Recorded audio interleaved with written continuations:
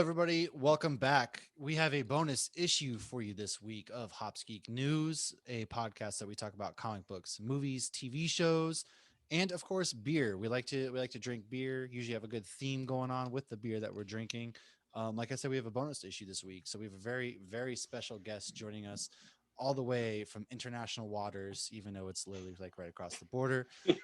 um, For his you, name, not me. yeah. Well, I mean, might as well. I'm closer to he is than I am to Lauren, which is funny enough. So, Ryan Curtis will be joining us. We'll be talking about his comic book that is coming out. It's called Slums of the Empire City, and we read all three issues that are going to be releasing so far. There's a Kickstarter that we've been pushing. If you've watched us on Twitter, so we're going to get into that. First things first. If you're here and you know how to find us, great. Welcome back. We really appreciate you. If you don't know how to find us, search Hops News on all your favorite podcasting platforms. We release episodes weekly.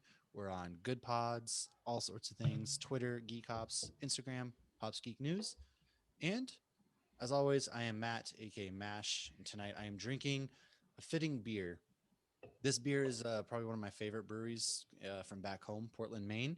Definitive Brewing Company. It's called Insufficient Funds, which is a triple dry hop, triple IPA with it's actually 10.3%. Didn't realize that when I opened it, but hey, guess what? I don't have to work tomorrow, so let's party, right?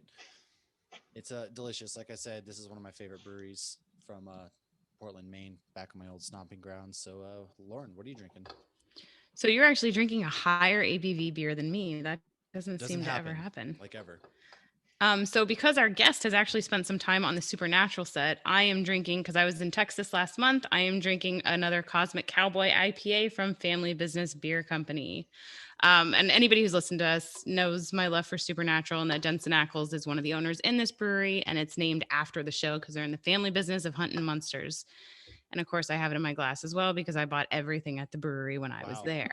Can't believe it. Can't So, and this believe is it. only 7%. So it's a nice, easy IPA for me.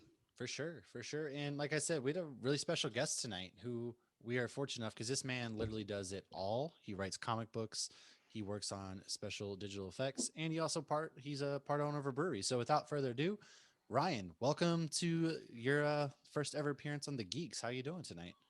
Oh, I'm fantastic. Thank you so much for having me. I'm excited because I'm drinking a beer that I've never tried before.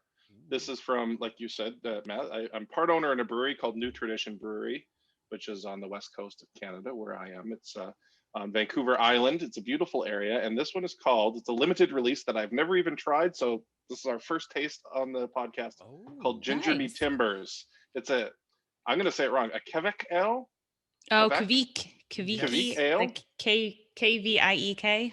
Yeah, is that like Icelandic? It seems Icelandic. Yeah, it's like a yeast strain from Iceland that like ferments super quick. Well, there you go. 5% and 23 IBU. So I'm excited to try it. Nice. The head brewer is my sister-in-law, Patty, and Ah, this was one of the best sellers that they're making right now. And there was only a few cans left, and she sent one this way so I could try it. And I'm very excited to give it a taste.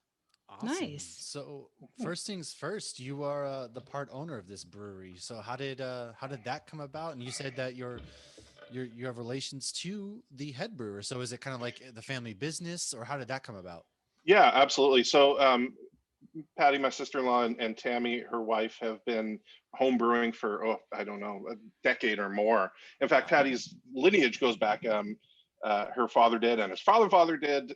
They were all brewers at home, so it just made good sense to move into a business. And a couple of years ago, right before COVID, they opened a brewery, which was not the best timing in hindsight, but what can you do? So they've been having lots of fun, and it was just a small little community brewery, but they're having a lot of fun. Nice. It does. When you sent us the website, we checked it out. It looked like a really gorgeous area. Vancouver, that whole part is on my number one to go list.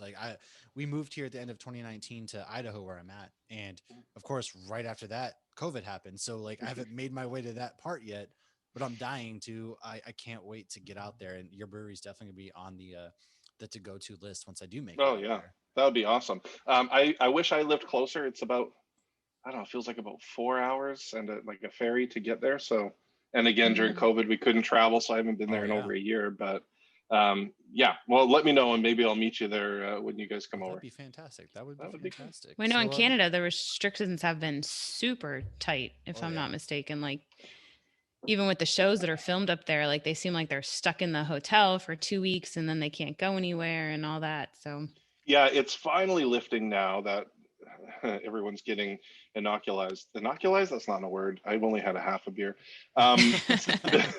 Getting their shots. So yeah, less of the 2-week waiting period, which is good. So if you've been vaccinated in the States and you come through, you don't have to do the 2 weeks. You just have to take a COVID test. So that's great because, you know, it's a little tricky to bring up a huge actor that you're paying $1 million a day to sit in a hotel for 2 weeks. Yeah, it's not going to happen on most things. So that's good. One of the most interesting things I found when I was on the brewery website was, for one, I didn't know Canada's drinking age was so much lower. So it said it was 19, but it also said to pick up the beer, because I guess you guys can order online and go there and pick it up. You need 2 forms of ID. So I thought that was interesting. Yeah, I don't think I've seen it enforced, but they asked for that. Yeah, I mean, I haven't been asked for ID for a long time. I'm going to be honest with you. But yeah, I'm not sure how enforced it is. But one thing that Tammy and Patty did when lockdown happened, we had to shut down all the restaurants. They were the first ones to start doing delivery. So the customers could call and they would bring, you know, big growlers and drop them off. And yeah, so that was pretty fun. They would spend their day driving around, dropping beer off all day long. But it was good. It kept money coming through and resourceful. Oh yeah. Imagine seeing like your the brewery van driving around town. It probably keeps the name in people's minds because they're not going out and they happen to look outside and they're like, oh wow, that brewery. It's like an ice cream truck. Yeah, right. I know, for at least for us adults, when you're stuck inside, especially a lot of us have had like kids that we're stuck inside with. Exactly. You got it's like seeing the ice cream truck. Yeah, you get the ice cream truck rolling up and then the brewery truck comes right around it and you're like, stop, wait. Yes, exactly. Like I can just see it now.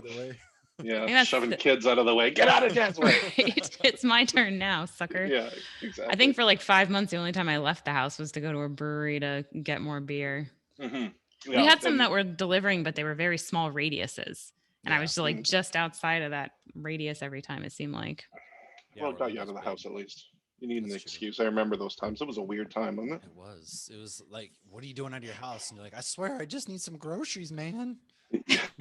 or for me, I remember spending 3 months or something without going out, just to get groceries. But then one day I went for a drive and I'm like, why are there so many people out? I thought the whole town was locked down. And there's where's everyone going? This is what you doing outside. That's right. Why are you happy right now? Well, in Florida, when they closed the beaches and the docks is when everybody like lost their mind, because it's like that's when it's serious. Yeah. What do you mean you can't go to the beach? But we're here. We're gonna. I'm very interested to dive into what you also do professionally as far as visual effects. But what I'm even more intrigued, and I want to start with first, is you created a comic book with a couple friends. I did. What, with a couple strangers, actually, people I'd never met before. So, I mean, they're friends now. That's how this podcast got started. We were all friends initially, and we've only met in person one time in the year and a half we've been doing this. So that's so cool. Look at that. You know, meet strangers. Back in the day, my mom used to yell at me for meeting strangers on the internet, but now it's encouraged. Friendships flourish, and this is the way of the world now. So this is the way. Now our kids want to marry each other. We didn't see that one coming. Oh, how old are the kids? Like 2 and 5 and That's right. The 2 and the 4-year-old are even like. I thought you were gonna say, oh, they're 23. I'm like, wow. Wow. They just eloped. We're in-laws now. I mean, good for them, I guess. I'm an ordained minister. I could have at least hooked it up, but all right, I guess. That's true. No. Yeah. So it was. I mean, like everyone else, we're sitting at home doing nothing, and I wanted to challenge myself. I love doing stuff like writing movies and then directing them, and getting friends together and shooting little shorts and things like that. It's always a good time. But when we're locked down and nobody can do anything, had to figure out something. So I took an old script that I had lying around that I'd written with my friend Jules, who runs the Super Wiki from Supernatural, and we started going back and forth on wanting to write a TV show, a script. And I found this story about Sadie the goat, who was a 19th century street criminal from New York, who her favorite way of robbing someone was headbutting the men in the stomach, and then when they were winded, taking all the money from their pockets. Hence the goat I did moniker that she notice has. that too in the comic. I Ah, noticed, I was like, wow, she is certainly causing herself head trauma an awful lot. yeah. Yeah, I'm sure she has a sore neck. I was actually thinking about that for future issues.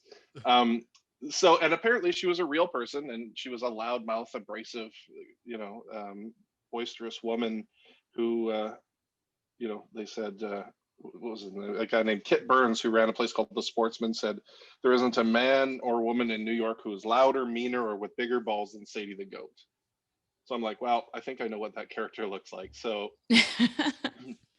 Jules and I bandied it back and forth, and we wrote this TV script, a pilot that's similar to what you have in the comics, and then it sat there because it's a huge project that's very expensive and would take a lot of Hollywood behind it. And coming from us, it's probably not going to happen. So it just sort of sat there. And when I started thinking, hey, maybe I'll write a comic book, that seemed like the perfect opportunity because you can do whatever you want in a comic book. It's not costing you more to be in 19th century New York or the moon or a different planet entirely. So it's a really cool medium for storytelling.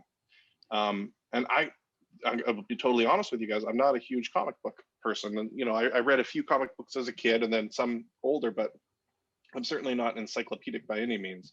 So it's a little daunting to take on a project that you're not super familiar with. Oh, yeah. Maybe there's benefits to it, but to me it was a little bit scary. So I put pen to paper and thought I came up with something that sounded about right, and then I just needed to find an artist. So sure enough, the internet's filled with them.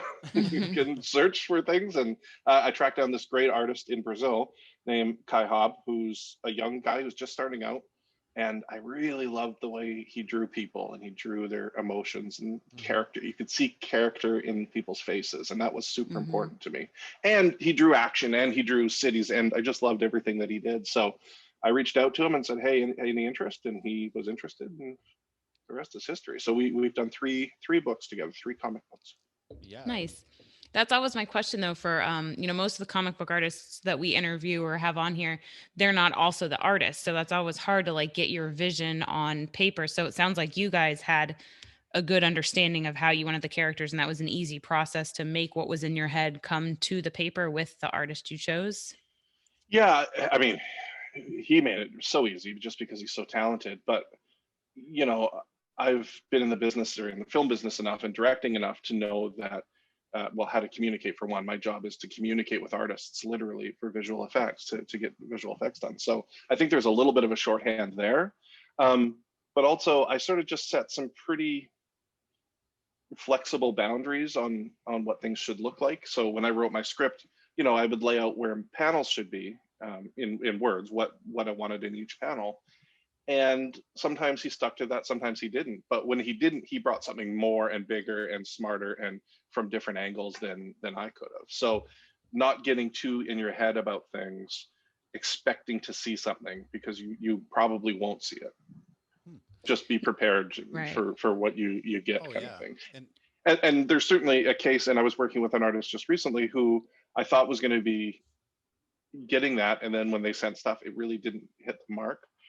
So it becomes this balance of, how much notes do you give, how much, or do you just move on to someone else? Because Right. sometimes it's just not the right artist for the job. So oh yeah, for luckily, sure. this one was.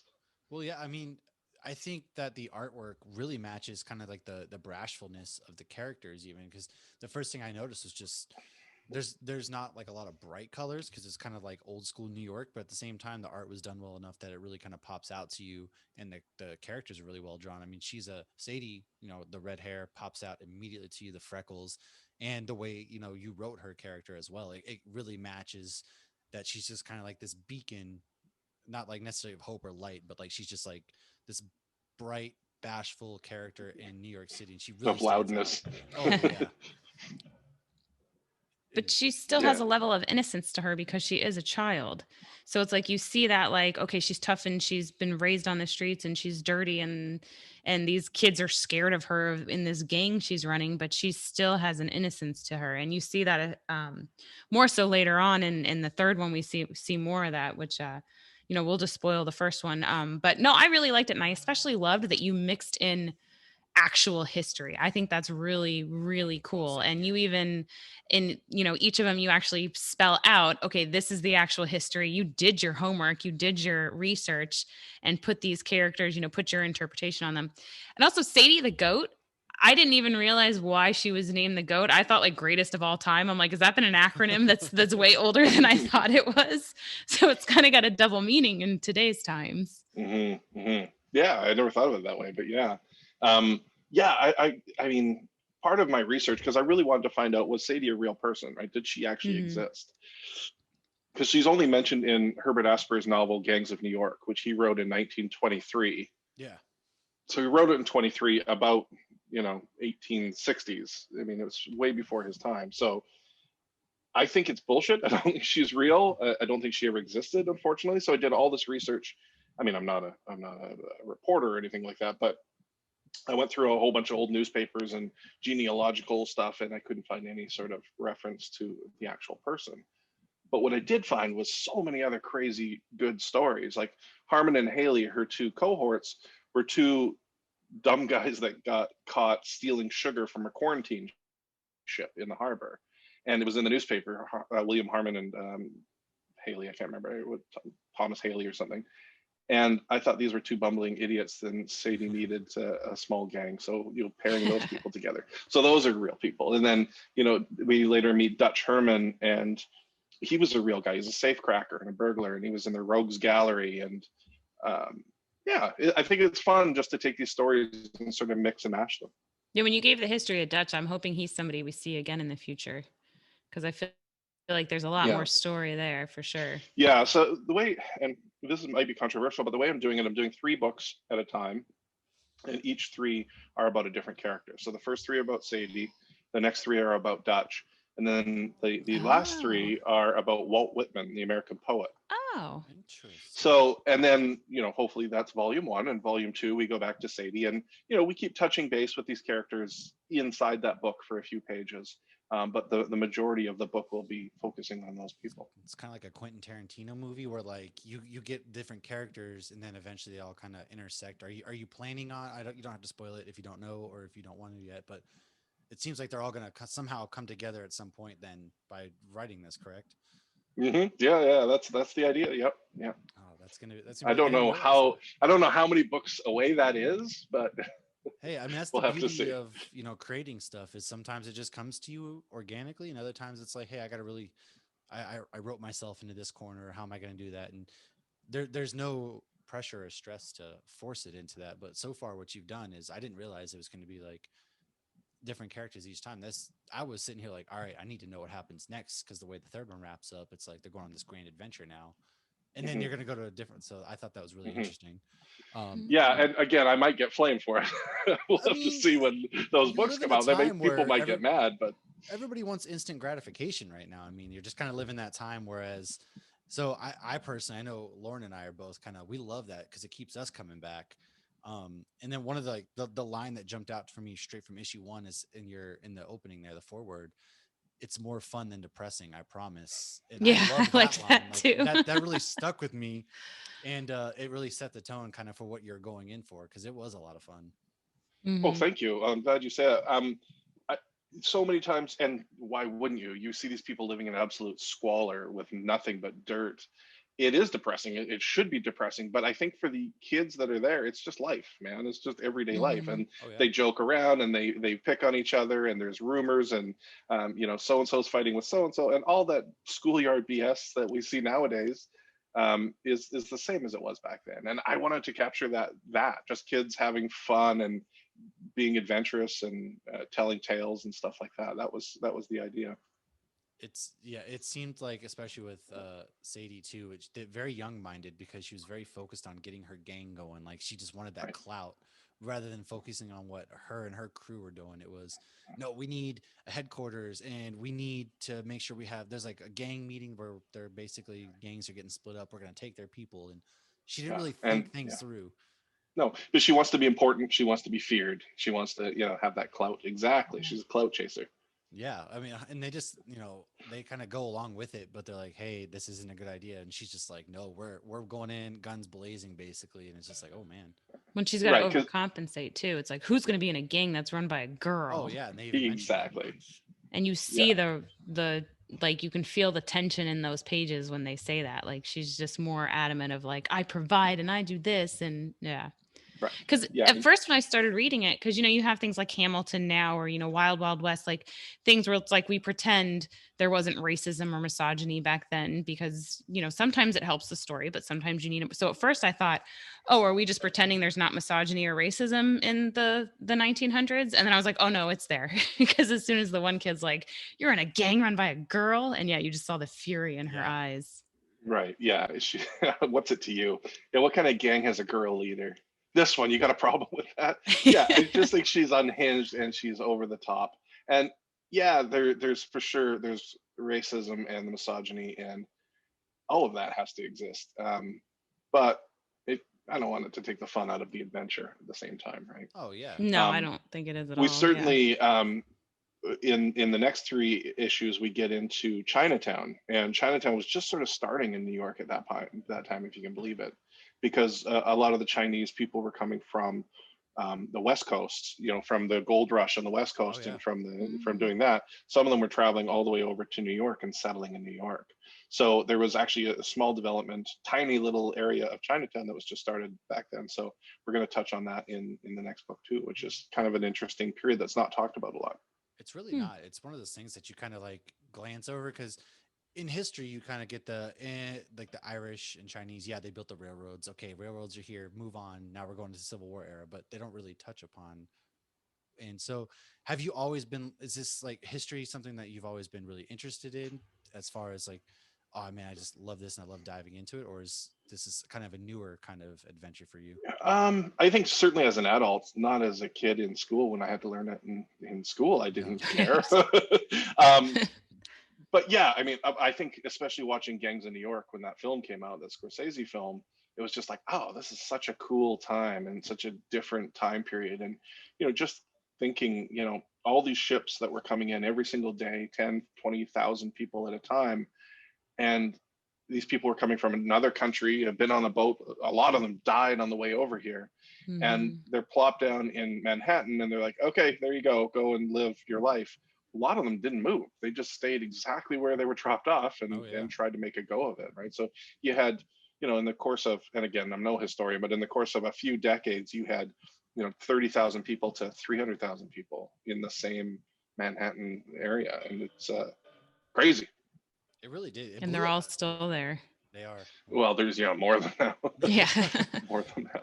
Times. Yeah, they're living a better life now than most of them, anyways.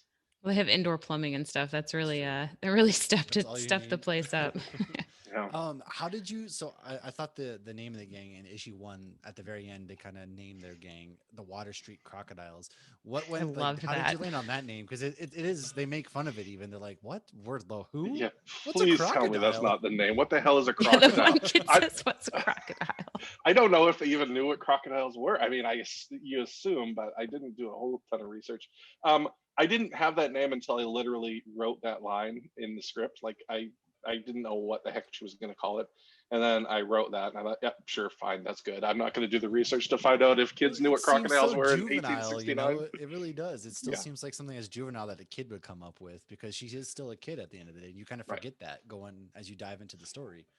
Yeah, and they had ridiculous names for the gangs, right? Like there was some stupid names. Like she says, "Who would you rather be, the Gopher Gang or the Tub of Blood Bunch?" Those were real gangs. Yeah. Tub of Blood Bunch. Yeah, that was really good. That sounds like Garbage Pail Kids. Yeah, exactly. Yeah, exactly. So I thought that was good. And then I think my biggest question is, obviously since we're spoiling this, but there is a kid orphans are starting to disappear, which kind of seems like a subplot that we're gonna get back around to, and it seems like something really sinister at the same. Like we have this fun, but something more sinister is kind of going on as a backdoor plot. Yeah, and that was something that I really wanted as a framework to tie all three of these stories together. These three separate characters that the paths cross, intermingle from time to time, but for the most part they're separate. So I needed a central plot device, and when you're dealing with street criminals who would, kill their mother to make a buck, there's very few things to make them want to take up arms. But Yeah. hurting kids is probably the only thing that they can say, hey, that's wrong what you're doing. Look at it in prison Well, systems that's today. It's like, right. The if you hurt a pedophiles. kid, people like go after those guys too, and they're like, "Wow, you murdered like somebody at the gas station." So, But anybody who's watched Sopranos, there was that, a lot of that was based on actual psychological study where like these mafia men that, they'll murder somebody in cold blood, they have a lot of empathy towards babies and children and animals. Right. Right. So yeah, that's an interesting. That's the hope. way to So, I mean, approach it, most yeah. people get behind it, except of course Sadie, because who gives a shit about orphans? yeah, she doesn't care about She's like, I anything don't in care this about the movie. homeless brats. Yeah. But that could be That's- part of the relationship she has with Well, I was gonna with say her as we parents that see you later later on, learn about. Yeah.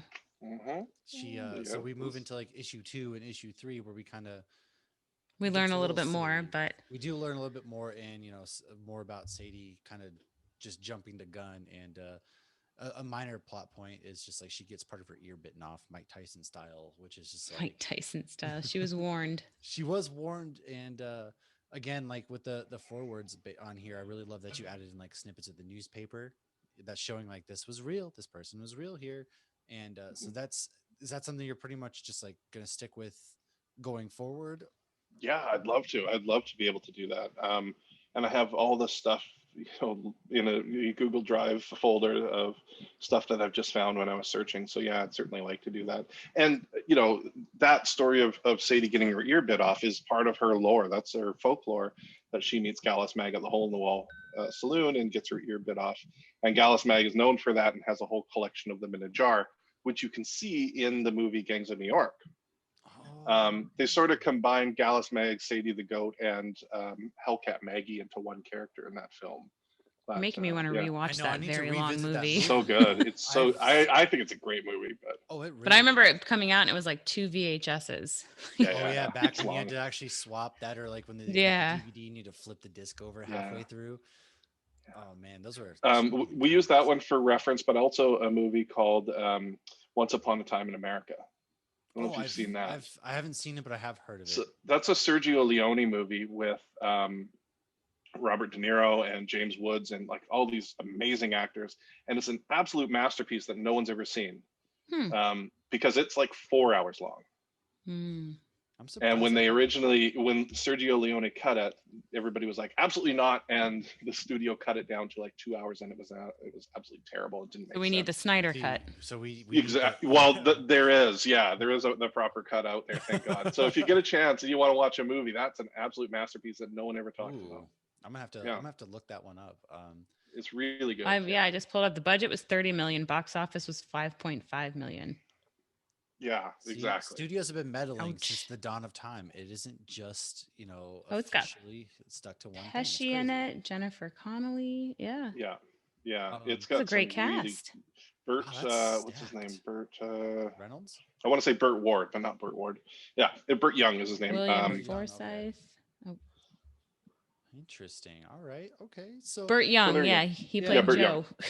You'd recognize him to see him for sure. I would have to Yeah. see him. The name sounds familiar, but I have to see him. But yeah, that's a stacked cast. All right. I'm gonna put that on my list to watch because I'm in the bag for movies like that 100%. Mhm. I mean, it's Let me got know what you Pesci think. and De Niro. I mean, come on, you Yeah. can't go And wrong James with those Woods, two. you can't, Yeah, and so. James True. Woods too. That's true. So what's like the one thing you want readers to take away from this first set of issues before we move on to Dutch in the next 3 that you're going to create? What is the big takeaway that you're really hoping that readers get from your comic here? Just that, what you see about people is not always what you get. I think with Sadie, you see her as this brash, feisty, angry, venomous little person, but it's coming from somewhere. And that I hope we show that when she's with her family, and that sometimes people act out and are like this because they do not fit in. They don't feel like they belong anywhere. And so I think a lot of people, that they don't feel like they belong, they try to create a place for them to belong, and that's what Sadie's doing. I know we don't want to spoil issues 2 and 3 necessarily, but it's such, once you get to issue 3, it's such a 180 turn from the at the very end of violent 2 kid you get to when she does go back home, and her mom, you can kind of see where her angstiness comes from, because her mom is just brutal to her while the rest of her family is like why are you being mean? No, she's back. Come help in the kitchen right away. Her mom is Mhm. just laying it into her. It's ridiculous. Yeah, so there's definitely some history there that we haven't quite exposed yet. Oh yeah. But there, yeah, some shit happened in the in the past that we'll have to Oh, come to terms with later on. But yeah, it's not good. But if I could go on a tangent, that family, Oh that yeah. Farrell family, was a real family, and they owned that oyster saloon. I don't know if they were connected to Sadie the goat, but Sadie was the head of the Charlton Street gang, and that saloon was on Charlton Street, and their last name is Farrell. So I mean, there's a Huh. possibility that they were connected.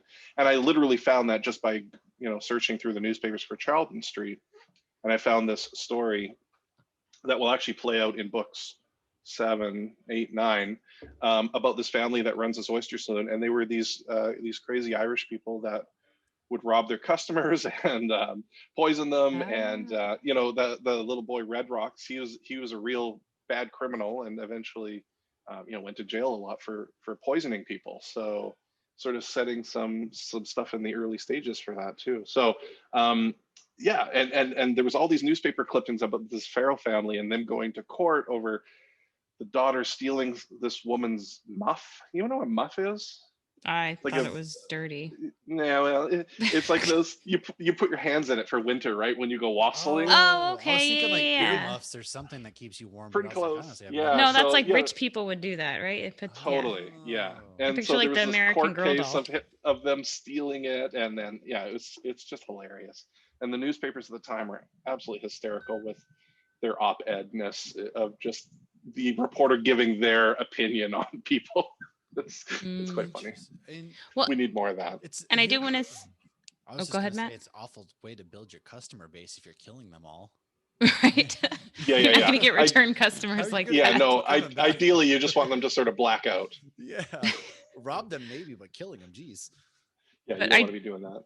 do want to say to anybody listening who's contemplating checking out the Kickstarter, checking out reading these, all the history Ryan has been saying is at the beginning of different issues. So if Mhm. the history interests you, it's in there for you to read. If the history does not interest you at all, you can literally skip that part. Yeah, it doesn't So Oh yeah, make or yeah, break yeah. I the whole thing. I love it. And when you said the one place was a real place that you could visit in New York, I was like, well, this is really cool. I mean, you have your landscape and you're pulling from real places. So I thought that was awesome. Thank you. Definitely. I think one of the most fun parts about doing this and reading stories like this to me is everybody, when you think comic books, everybody thinks superheroes, that kind Spider of stuff. Man. But comics like these I love to read because it kind of brings you back down to grounded earth, and you also get characters you connect with and stories that you connect with, and not everything has to be world ending destruction. I got to read 700 issues of backstory to get here, and that's one of the things I really appreciate about like what you're doing and the rest of like the kind of the indie creators. It's amazing. Yeah, I mean, to me, it's just like it's putting TV on paper. I know that's probably so blasphemous to say, but taking stuff that I love watching on TV, HBO shows that are gripping, heart-wrenching dramas of characters, and why not put that on page? Why not? Hmm. I mean, they take movies and TV shows from paper and put them in the film. So I certainly don't see why it couldn't go both ways. You got ideas, and they even do it with movies. You get movies, and then they're like, "Oh, we made a comic book that connects to this movie," things like that. Right. Or Now well, Wolverine looks like Hugh Jackman. yeah. So I mean, Yes, you it can't certainly you can't not see it. Right. it goes both ways, really. And so there's nothing Yeah, blasphemous in my opinion about it. I feel like, anyways. Well, and one of so the many. Go say one of sorry, the go. what? Oh, I was gonna say one of the things for me is because I think that way. I think about performance. I think acting and stuff. Waiting for stuff to be drawn, I got bored and went and hired all these voice actors to actually voice act the comic book. So Oh wow. one of our Kickstarter things, after you submit, you can actually purchase the audio version of the comic. So we'll show video Oh, clips of each cell and then voice actors actually acting out the Oh, comic, which has been fun. It's pretty fun. that's pretty rad. And speaking of voice actors and things, because I know that the Kickstarter for this closes on the 20th of July. When can we look forward to getting the Kickstarter and for the next set of series? And are people going to be able to still somehow get their hands on this comic as well to kind of go back on and read? Yeah, I mean, once it's over, we'll be fulfilling by probably the end of the month. I mean, everything's done. It just has to go to the printer and then get sent out from there. Um, originally, and breaking news here, originally we were talking that it would be one a month, but because everything's done, we're going to send all three at once. Oh, So instead of waiting for 3 months to get it, you're going to get them all at the same time, Nice. which and makes more sense. And I think the reader will enjoy that, being able to sort of binge a little bit, mhm. and then make them wait for another year for the next three. Well, it lets you binge, but also leaves you wanting more at the same time. Like it I did hope More so. so, for yeah. me. And for me, I was like, all right, I'm ready to see where this goes. Yeah, I Like hope so. I hold on to my comics until I have at least 2 or 3, sometimes more episodes or issues because I like to be able to sit down for more than a few minutes. But uh, I love nowadays, though, you have so many adults reading comics that you're able to go to that, dark side and whatnot and edgy and how you were saying, HBO, TV putting to paper. And I think you're more able to do that nowadays in a visual sense than you could 20 years ago. Maybe that's because I didn't get into comics until I was an adult. So maybe I feel differently. But, Yeah, you know, yeah. like No, I think you're right. Invincible. Look at the market for that show, the Right. cartoon where they're like shit and blood's going all over the place. Yeah, Yeah. yeah. Uber violent, but there's a Yeah. market for it. People are watching it, right?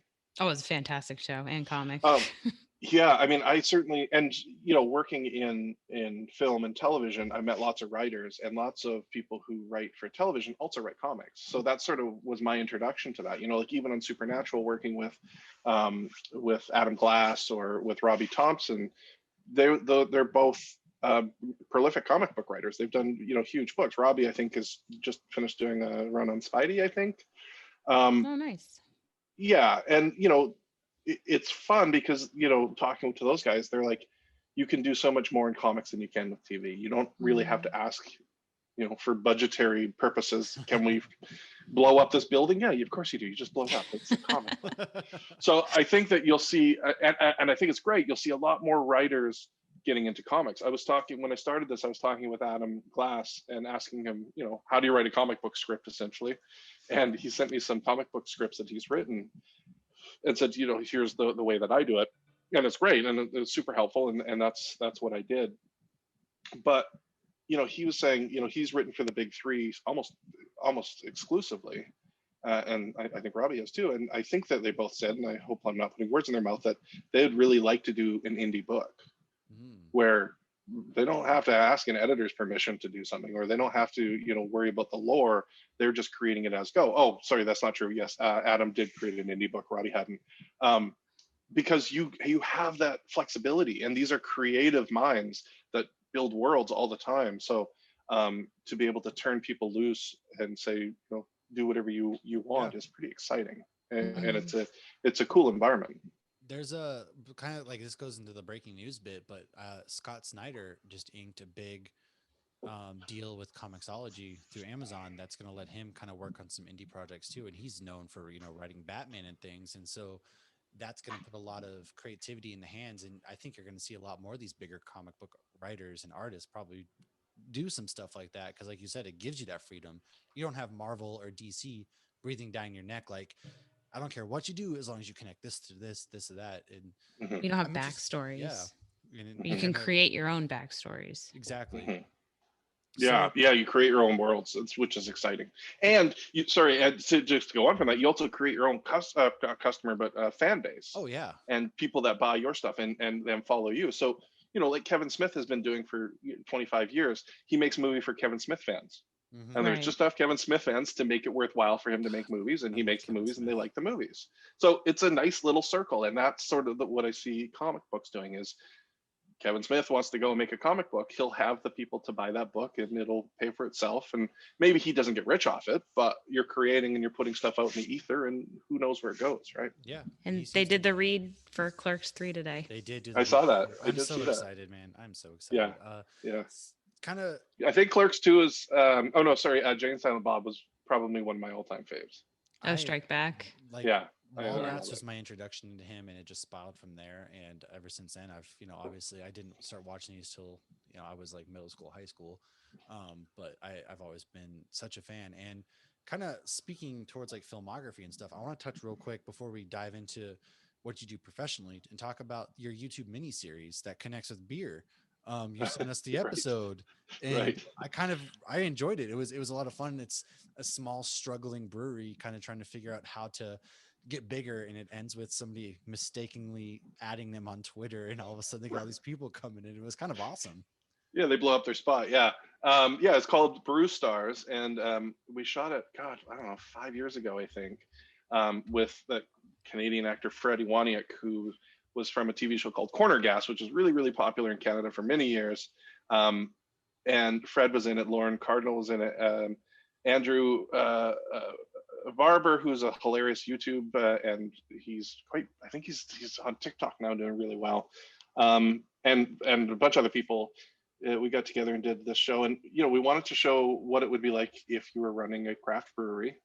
And so it's about two brothers who are running a craft brewery into the ground, because they have no idea how to run a business. They know how to make beer, and we just thought it'd be a fun comedy. So it was pitched as a pilot, and then there'd be a series thereafter of them trying to make a go of it. And it didn't get picked up or anything, but it was hella fun to make. 10-minute long pilot, I think. So is that the only one you guys have made so far? Just Yeah. the pilot, and it just because I think it was almost one of those like ahead of its time, because Netflix had a craft beer show or whatever too. And if you're talking 5 years ago, this is before everybody. This is before that. Yeah, in fact, I was talking with somebody from Netflix and mentioned it, and they're like, "Oh, we're actually developing a craft beer show." I'm like, "Yeah, of course you are." Yeah, to be fair, I'm going to speak on my personal behalf. I didn't enjoy that show about the two brothers owning a brewery. I personally didn't So- feel very much, but they got it from you. Show, And they stole it from you, is how I feel. Yeah. That show was good and enjoyable in parts, and then there was half of it seemed like they were just trying too hard. Yeah. And it was like, I'm fine with raunch, but the raunch was forced. But then they would have like little tidbits of like, talking about, Yakima Valley, or, they would throw in these little things that only people that were really into beer would get. And that was kind of cool. And they were also making fun of craft beer at the same time, admiring craft beer. Mhm. And they had one of the guys from the league was in it. So they, Oh, which guy? Kevin, I think it was Kevin. Oh, okay. Yeah. Mhm. Yeah. So he was in there, and I think he was one of the creators as well. And and one of the main characters was in Orange is the New Black, and so they had a good cast going. Yeah, he was the cop in Orange is the New Black. Yeah, but they just didn't hit the mark. It was such a kind of a waste. I was gonna say they took the idea from you. So maybe they need to combine your show and that show, Yeah. and there's your gold. Well, everyone I pitched it to said, "Nah, it's not exciting enough. It's not, unique enough." So I said, "Okay." We went back, sorry, excuse me, to the vat, as it were, and mixed it up. So then it turned into a show called Fermented, about two brothers who are running a craft brewery and accidentally kill the world's most famous beer expert and have to cover up the murder. So it's a farcical comedy of them trying to hide the body, and they abscond with his phone and start tweeting as him to try and throw the cops off the trail. And yeah, that's hilarious. Oh, That's I like actually that. So talking about movies and stuff, you do some visual effects work. Tell us a little bit about kind of how you got into that and what started that adventure. Yeah, I'm a visual effects supervisor in television and films, and that means I plan and implement ways of shooting film so that we're able to take those shots and turn them into really beautiful visual effects, CGI type stuff. I've been doing it for over a decade now. I got in just as an editor, a visual effects editor, because I really enjoyed video editing, and then just really loved the trade after that, and moved up and up and up, and eventually got to a point when I was going to set and being part of the shooting, and it was amazing. And every day you walk onto set and you're like, I can't believe I get to do this for a living and get paid for it, and it's the coolest job ever.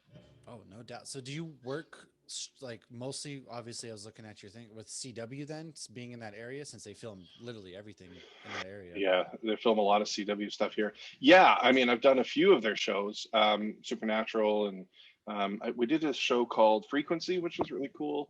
And just finished working on Superman and Lois. I only did 4 or 5 episodes. I was filling in for someone there.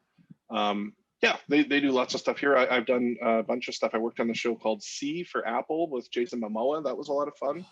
And we actually got to shoot up near where the brewery is, actually on Vancouver Islands. So that was really cool. Wow. I wasn't actually supervising that. I was wrangling, but yeah, that was exciting. And doing a film right now that I can't really talk about, but it's based on a comic book and it's an action movie and there's some A-list actors in it and it's going to be great.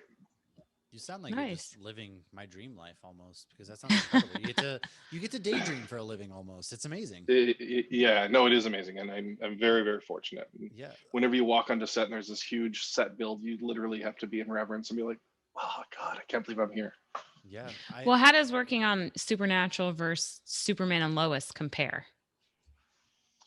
Is it similar, or is it? Some of it is similar. In fact, in those two shows, they're similar because they both had an in-house team. Not all of Superman and Lois was done with an in-house team, only a small portion of it. But Supernatural was done with an in-house team, meaning all of the visual effects artists also worked for production. So just like the key grip and the lighting guys get paid, so do the visual effects employees get paid from the production. So that's pretty rare. But some of the stuff was done through Lois like that, and it was good. It's a lot of fun.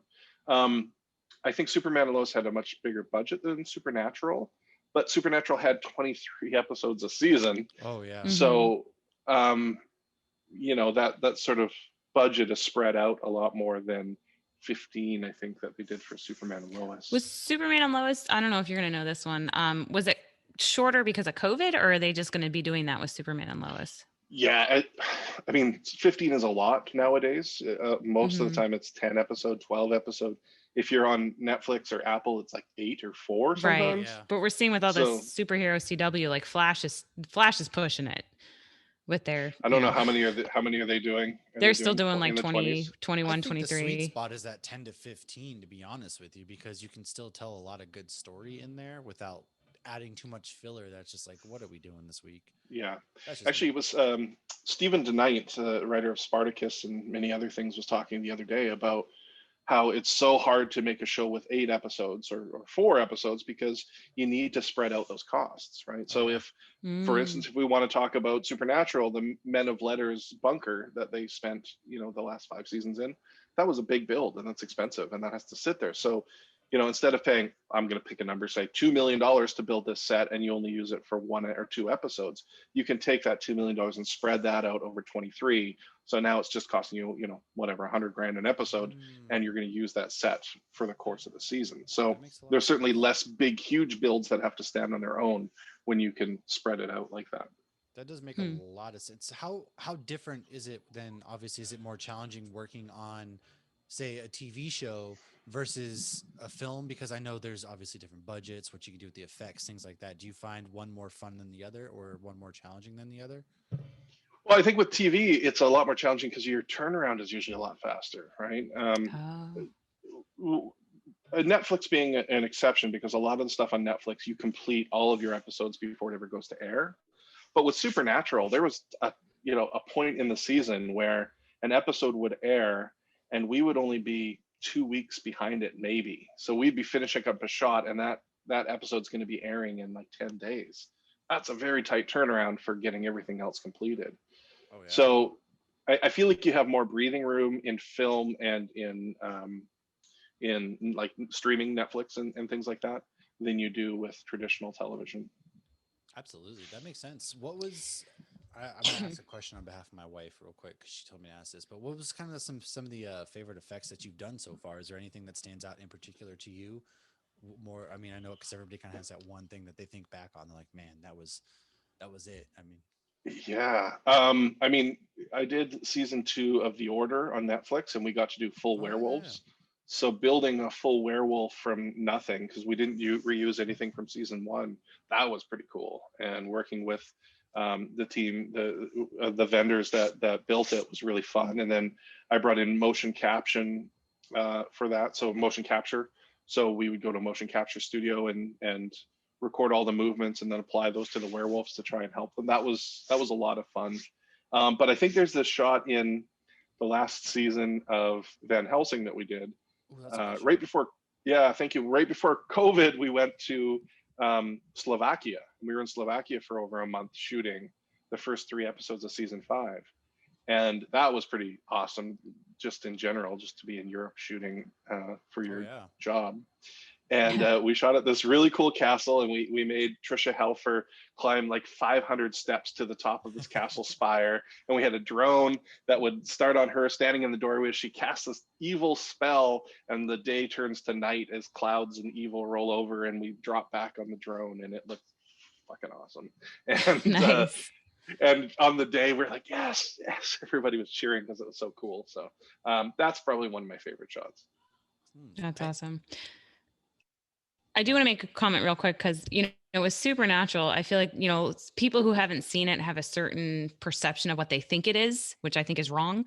But the visual effects on that show, I mean, throughout the 15 seasons, there's a lot. I mean, every episode you have visual effects going on that are just crazy. I mean, you have so much different urban legend being brought in and so much going on and so many people being thrown across the room and all sorts of things. So I just wanted to mention that. And so that's really awesome. And I'm sure that was, and like you making the comment about the time turnaround, it's like that had to have been very intense. Huge. Yeah, it really was. I was a coordinator on that show, so I got to go on set quite often. Well, most of the time I'd spend on set, but then work with the artists to, organize the stuff. Mark Malash was the supervisor on that show. He was an artist for the first 7 seasons, and then he was the supervisor there on after. And Grant Lindsay was the visual effects producer. And yeah, it was a lot of work. And how many freaking times do you have to do colored eyes? Or, like, okay, what is this guy's eyes? Okay, oh, we have a what is it now? This kind of monster? Great. What color are their eyes going to look like? I think every single episode, at least one. Oh, yeah, for sure. Yeah. And, it changed in the earlier seasons. They would put black contacts in for demons. And then eventually we were just like, nah, we'll just do them. For the most part, they were just all visual effects or fangs growing in. A lot of that sort of stuff. But so that's visual effects. That's not like fake teeth. It's both. Okay. So they'll have fake teeth made, really nice prosthetic teeth that sort of go over top of their teeth, sort of like shark teeth. But when they come in, we would animate them coming in. Okay. And then for all the talking and stuff after, we would just put the false teeth in so that we didn't have to always do that. So it's always a combination of special effects makeup, us, special effects, whoever's involved. We all try to have a little piece of it. But even with like dead people, do you ever work on the props, or is that a totally different department? Well, props is a different department entirely. So anything that the actors touch will typically be a prop, and that's handled by the props department. Now, would you handle the blood splatter that we see almost every episode? Yes and no. It depends. If you see it hitting something like a wall and dripping down, that's probably special effects. That's got a blood cannon that they're shooting it with. What then? What is like your least favorite kind of effect that you have to do? Then is there something that you just see and you're just like, oh god? Because you just mentioned the eyes. It made me think of it. Yeah. How many different color eyes do we have to do? Is there one that you're just like, oh please? Yeah, stabbing in the head. Oh, really? Head stabs are the hardest because you can't fake it, right? So if you had a blade or a hilt with no blade, okay, fine, you can stab somebody in the chest with that, and we would add the blade in. But you're not going to take your fist and slam it into an actor's head pretending you're stabbing them. That's true. You probably get a concussion. Right. So you don't want to hurt the actors. So even the stuntmen, you don't want to do that. So then what happens is you have to pretend like you're hitting. But when you do that, you're like, and your hand is moving around like this. But if you had a blade in somebody's head, your hand can't move like this. True. So then we end up having to stabilize somebody's hand. And if somebody's hand is in front of their face and it's doing this, but now we're stabilizing it, now I'm going to have all these holes in my face that have to be filled and painted in. So if you watch The Walking Dead, they made the really bad decision of the only way to kill a zombie is to stab them in the head. So if you go back and you look and you think, God, it looks so fake, you know why. It's because they can't actually hit somebody in the head, so they're faking it a lot.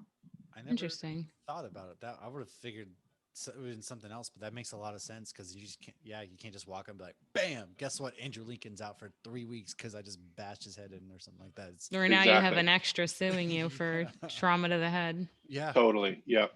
Or you get this huge bill because somebody's hand just wouldn't stay still, and it costs way more. So generally, if I'm working on something, I'm like, no head stabbing. Let's not let's not do any of that. Please, anywhere else. That would. I wonder if that explains why in like zombie shows they go anywhere but the head for like the longest time while we're sitting on the TV. Like, please get them in the head.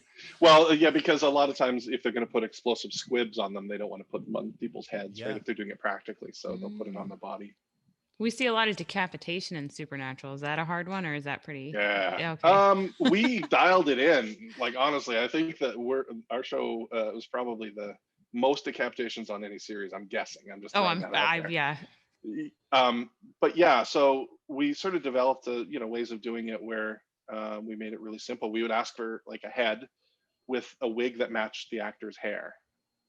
And the head didn't have to look like them; it just had to be a prop head. And a lot of times it would be a rubber head, and we'd put like a fishing weight inside the cranium so that it had a little flop to it instead of just being a light thing. And I'll tell you, I'll spoil the magic for you. So the actor is a demon, and they're about to attack, and then we say, "And 3, 2, 1," whoop, and they act like their head's chopped off, and then they just fall right back down. Okay. And then we take their head and we chop it out and separate it from their neck in post. And then when they fall away, we paint their head out, and then we take that head and we animate it. And then when we're shooting it, I'll step in there with the head holding it like this in the same place as the actor's head, and I'll flip it. So then you go from real head to flipping fake heads in a few frames, and you don't notice. And hopefully it sells, and then blood shoots everywhere and people scream. Crazy from there. Yeah, hopefully that's the way it works. So our favorite one was in episode 8. I think it was 801, the first episode in series 8, where Dean is in purgatory, and he's getting all dirty and super handsome, and that vampire's coming, and then he chops his head off on the tree, and the body falls down, and then the head rolls off. That was, I think, the first one that we did like that. Yes. Nice. I watched the one with Abaddon the other day where they just and her head hangs there for a second and falls. Yeah, she's so good.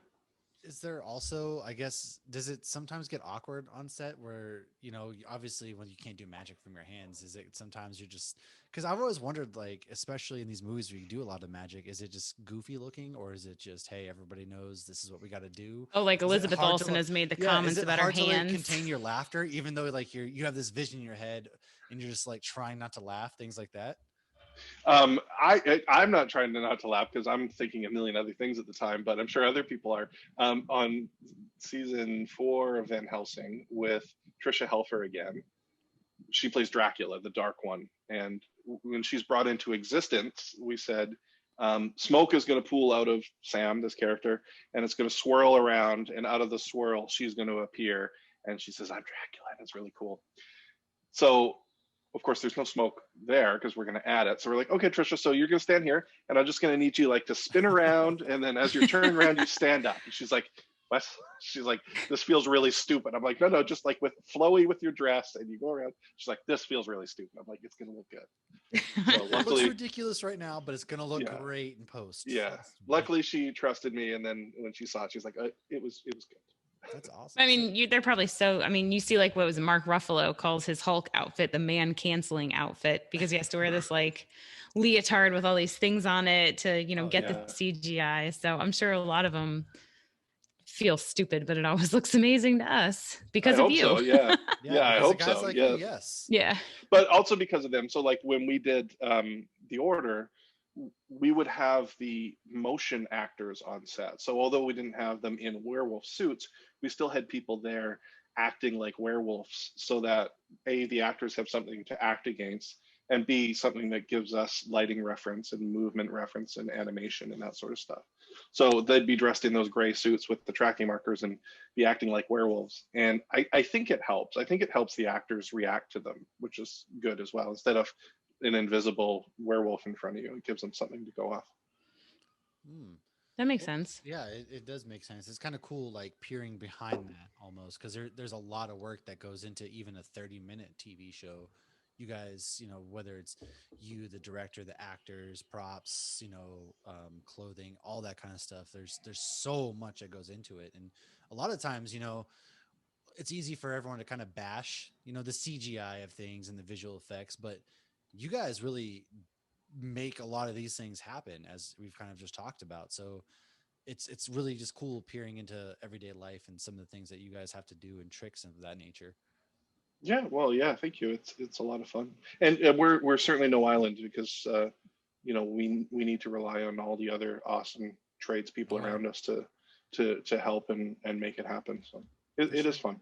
for sure. Lauren, before we wrap up, do you have any other last questions? I know the supernatural in you. I know you had a lot I of know. I'm questions, so I holding just wanted back, to man. make I'm sure holding you get back. No, everything don't you could hold get. back. Ask me anything you want.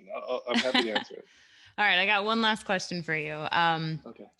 With you owning a brewery and Jensen owning a brewery, was there ever any beer talk on set? Yeah, although I mean, we used to talk about breweries for sure, and I remember opening when we were talking about opening New Tradition. I'd already left the show at that point, but we used to talk about drinking whiskey a lot because we were both Scotch whiskey drinkers too. Oh, So yeah, but we'd rap about different beers in Vancouver and stuff that he's tried and stuff that I liked, that sort of stuff. Yeah, Nice, because I know the absolutely. beer made it into the show. Yeah, isn't that cool? I haven't tried it. Is it good beer? It's better than I expected. So my Mm, expectations were kind of low because when I was watching, I think it's season 14 when Michael is possessing Dean and they're in Rocky's bar. And he's like, oh, I got a great local beer from Austin, Cosmic Cowboy. So I looked it up on Untapped and the rating was mediocre at best.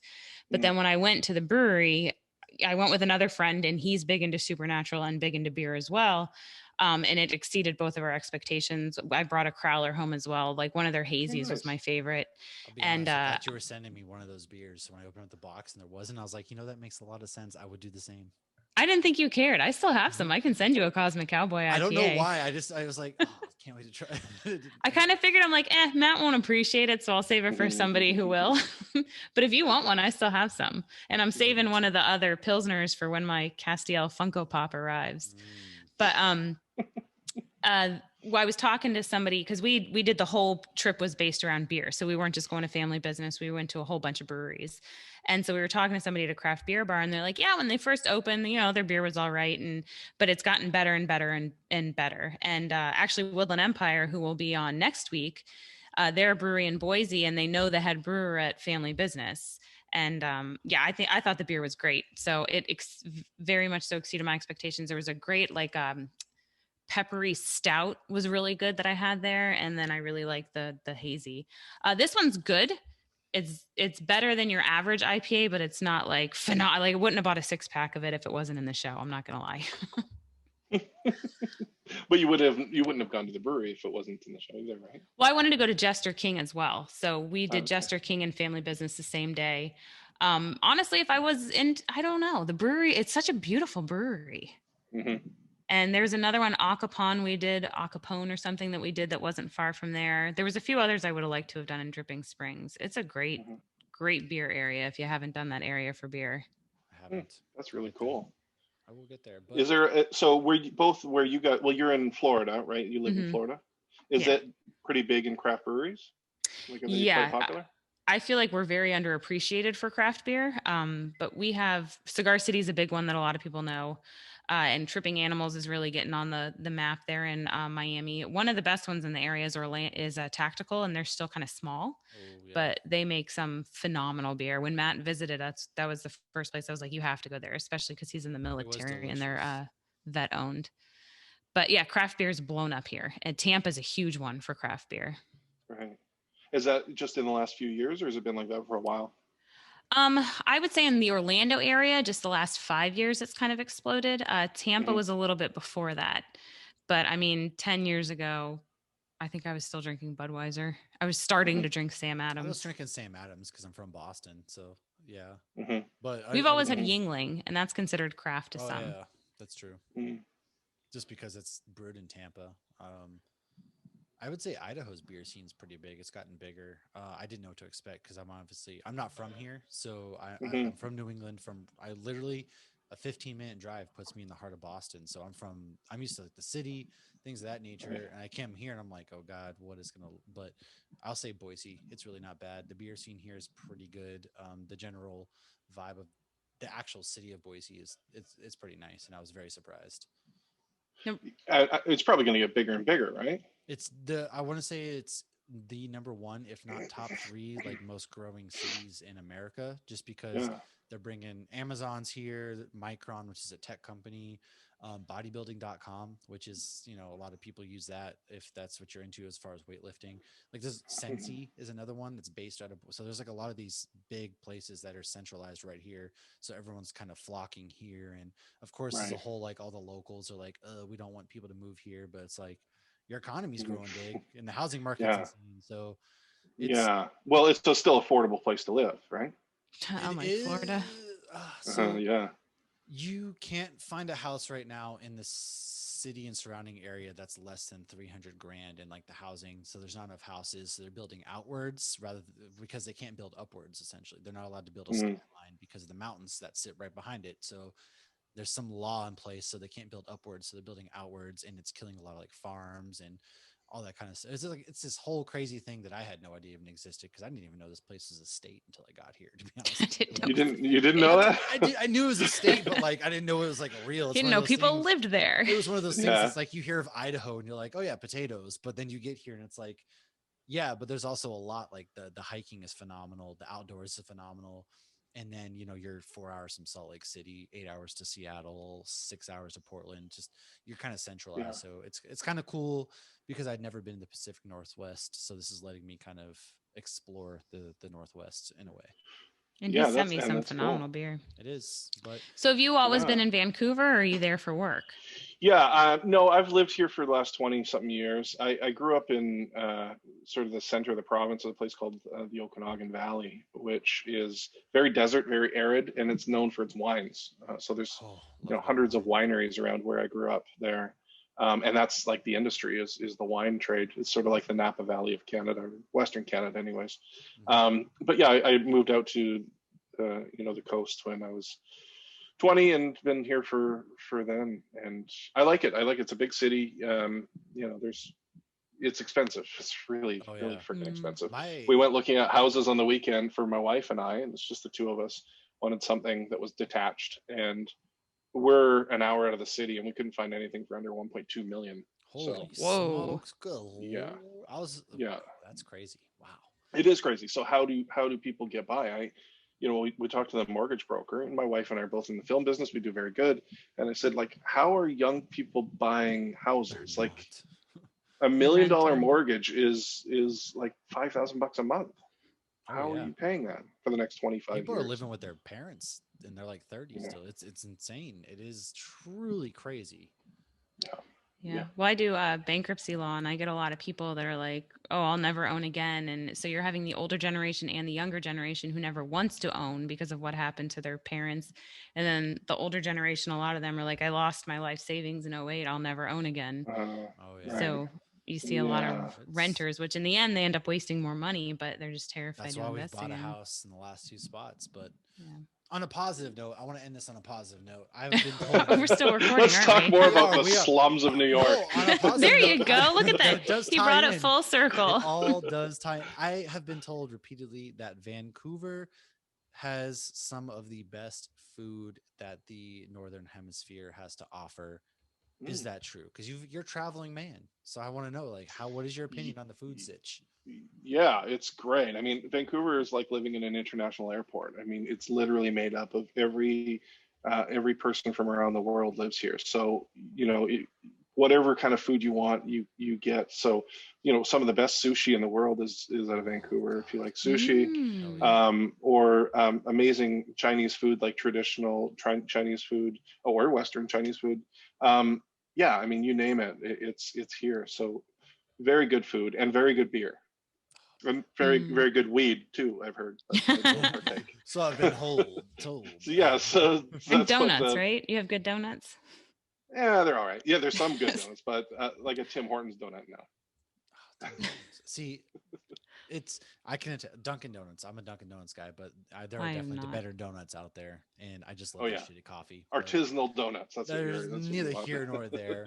I seriously though, I think maybe in the next year I'm gonna work on getting up to Vancouver because it's just a place that keeps popping up, and I got to get out That's there. really cool. Yeah, you might as well. I mean, it's not that far, right? So You probably close, what, yeah. It's really not that 12-hour drive, maybe. at most.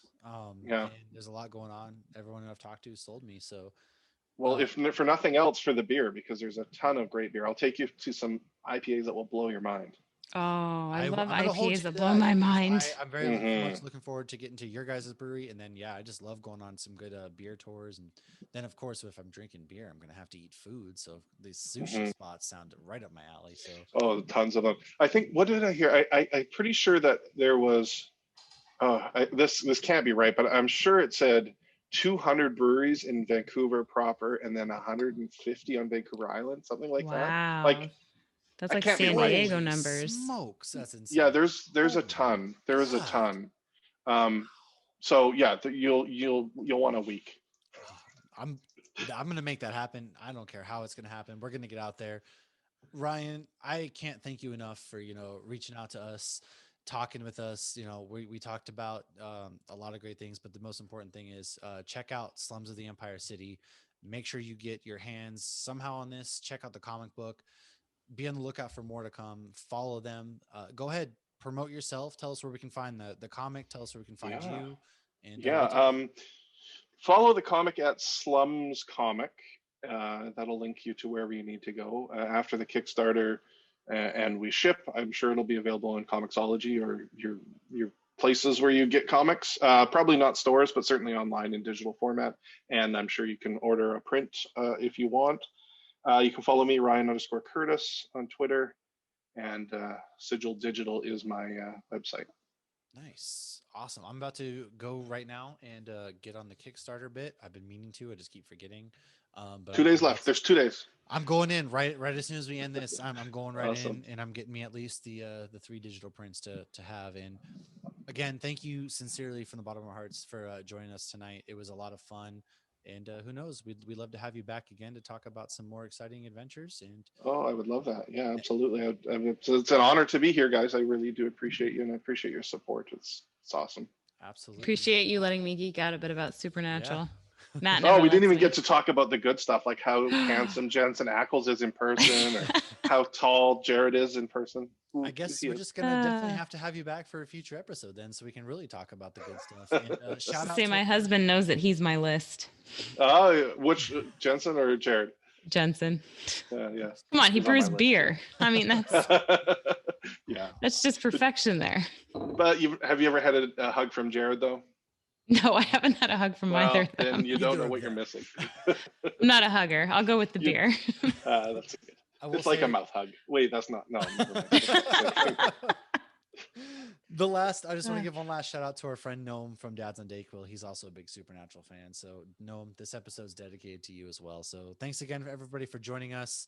We'll be back next week with a lot of great stuff, and go check out this comic book, go check out Ryan's work, and we'll talk to you guys soon. Cheers. Yes. Cheers.